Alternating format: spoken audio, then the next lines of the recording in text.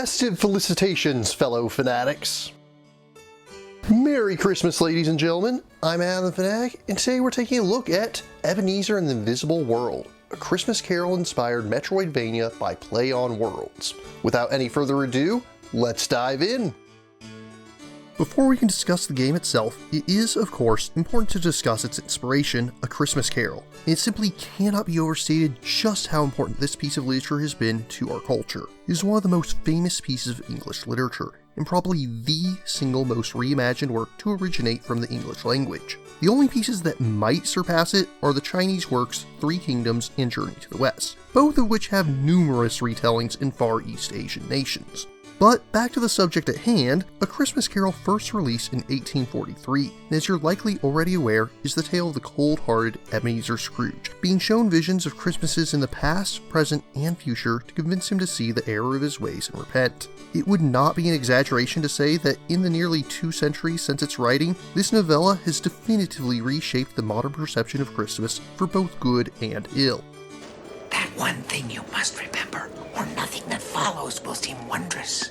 That brings us to today's title, Ebenezer and the Invisible World, which effectively acts as a fanfiction sequel to the aforementioned Christmas classic. In such, he'll take on the role of Scrooge himself, who, upon the Christmas Eve following his new outlook on life, he is once again visited by a spirit. Namely, that of Eric Fellows, who, as Jacob Marley did for Scrooge, appeared before the greedy and troubled Caspar Malthus to warn him of what the future held in store, and to preempt the visit of the spirits of Christmases past, present, and future. However, after the trio visited him, Caspar was visited by a fourth, malevolent spirit that instead convinced him to double down on his wicked path. Right out of the gate, I have to say the story does some things right and some things wrong.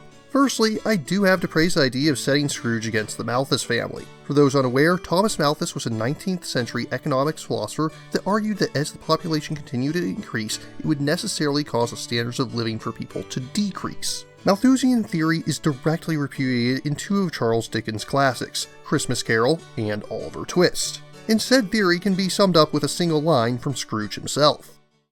Well, frankly, many would rather die. Then they had better do it, and decrease the surplus population. So on this note, it works out quite well thematically. However, one of the early parts of the games involves a labor union strike with signs that, among other things, read, "We are not the surplus population." This is a complete disconnect, as one of the key points of labor unions was specifically to reduce the labor force for the fear that more workers would mean less prosperity for those who were already working. The idea behind them was to make it harder for those who had less experience and education to get in on the ground floor as workers, thus insulating those who already had jobs from competition. In short, the labor movement was not opposed to Malthusian theory, but actually founded upon it. Now you may be wondering why I've spent so much time on this video without even addressing the game itself yet, and I am about to get there. However, when a game presents itself as a sequel to a literary masterpiece of such historic importance, I think it's fair to judge it by the standards that it has set for itself. But that aside, let's move on to gameplay. In standard side-scrolling Metroidvania fashion, Ebenezer's abilities start out rather lackluster. He can move about and jump freely and attack enemies with his cane. Most of the enemies that you'll be facing are unrepentant spirits, while a handful are enforcers of the Malthus family. As you attack enemies, you'll build up your spirit gauge and can use this to call upon the aid of repentant spirits that seek to aid the mortal world. The first of which is the aforementioned Eric Fellows, who can do a basic uppercut attack. Different spirits have different attacks, and each can be upgraded by fulfilling a certain task, usually defeating a set number of enemies or dealing a certain amount of damage with the spirit in question. Many of the spirits are optional, but a handful of them will give Ebenezer new abilities that are necessary to progress through the game. For example, you'll have one that can carry him a short distance in a sort of mid-air dash, one that allows him to launch in the direction of hooks, and of course, one that gives him a double jump, as has become a staple of the genre. As the game progresses, you'll see many obstacles on your first time through an area which are impossible to overcome, and be given the opportunity to revisit them later once you have the aid of more spirits, allowing you to reach previously inaccessible locales. As far as these Metroidvania elements go, they're fine. They certainly don't bring anything new to the genre, and some are clearly inspired by the classics. But if you're expecting to be blown away by some innovative new abilities, you're going to be disappointed. As the game progresses, you'll also have the opportunity to upgrade in a few other ways. There's a number of alternative weapons that Scrooge can obtain, and for the most part, they aren't strictly better or worse than one another, and each has its own strengths and weaknesses. By the late game, I was constantly switching between lion and snake canes depending on the situation. You also have an heirloom system that's clearly inspired by Hollow Knight. You can equip 4 at a time and each has different effects. You can freely switch between them at any time, and thankfully you do not need one to make use of the game's map. That is freely usable as it should be in any self-respecting Metroidvania. Another thing to note is that the spirits of Christmas past, present, and future are hidden throughout the game. I only managed to find 2 of them in my run, but they each give you an ally that will aid you in different ways. Courage will automatically fire enemies with her bow, while Steadfast will block damage against you. The exact mechanics are not made clear, but I'm reasonably sure that he's on a cooldown mechanism rather than being RNG based, and I found he made the game a lot easier near the end. That being said, you'll still be able to collect healing pickups throughout the game. If you really want, you can just cheese boss fights by spamming them. They heal you instantly, and the only limit to how often you can use them is the number that you're carrying with you. As for the boss fights themselves, they're usually pretty fun. I did avoid using healing items for the most part, and one particular boss did give me a fair bit of trouble as a result. There's another boss that clearly is a reference to Dracula from the Castlevania series, but I don't want to show them off outside of the spoiler segment, but it's a fun fight all the same. Bosses are unique and varied, and all feel rather well suited to the game. Presentation-wise, wow. This game is beautifully animated. Honestly, I kinda wish the devs would have skipped the game altogether and just animated a straight-laced adaptation of A Christmas Carol. Animations are smooth, environments are detailed and vibrant, everything about the artistry is absolutely top-notch. The opening cutscene is presented more in a storyboard style rather than fully animated, but it does look equally impressive. Although I do find it a little odd that the sequence has no sound effects whatsoever. Unfortunately, we don't see any more such scenes, which truly is a pity considering how good it looks. On the downside, there were a number of areas where the game needed some more polish before release. Lines that are displayed as being spoken by the wrong character, times where text should appear but simply doesn't, that sort of thing. Also, I have to ask, why is everybody using dollars? It's a small thing, but the story takes place in England. They use pounds over there, not dollars. They use pounds today. They used them in the 1800s. They've used them for over a millennium at this point. Granted, it's not a make-or-break issue for the game, but it just seems like such an obvious oversight. It is the American way. Sam. It's just Oh, it is the British way. And now we come to the part of the review where I'll be discussing the plot. If you wish to avoid spoilers, please jump ahead to the time coordinates indicated on screen. Initiate temporal distortion now. Still with me?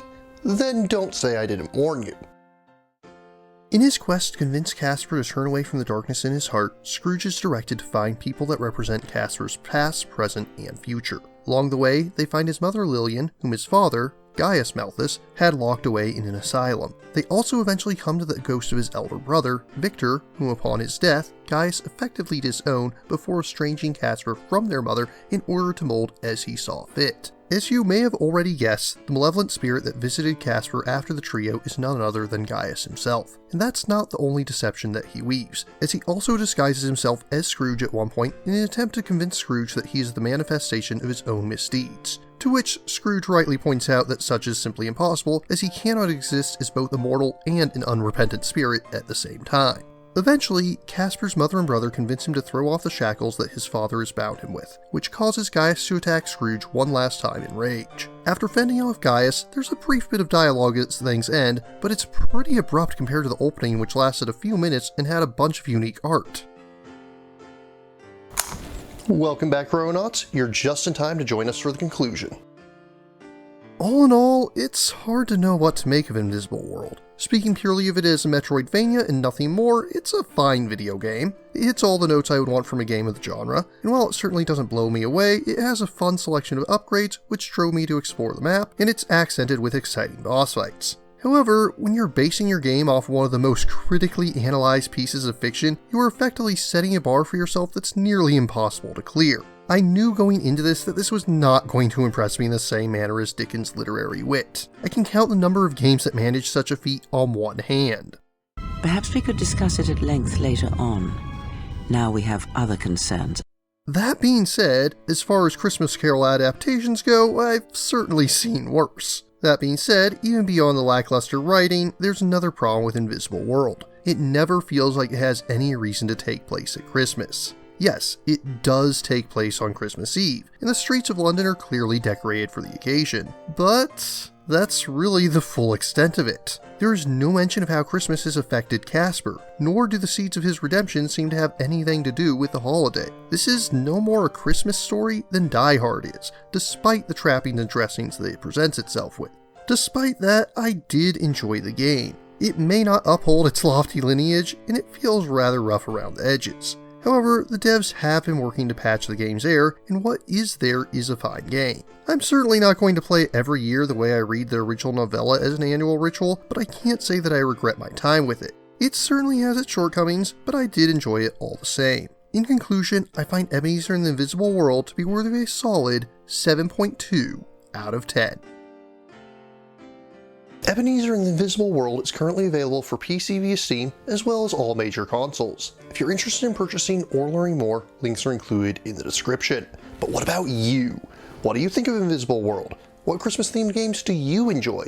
If you have any questions, remarks, or opposing points of view, leave them in the comments down below. And don't forget to like, share, subscribe, and ring that bell. If you really enjoy my work, please consider funding my channel on Patreon. Until next time, God bless us, everyone.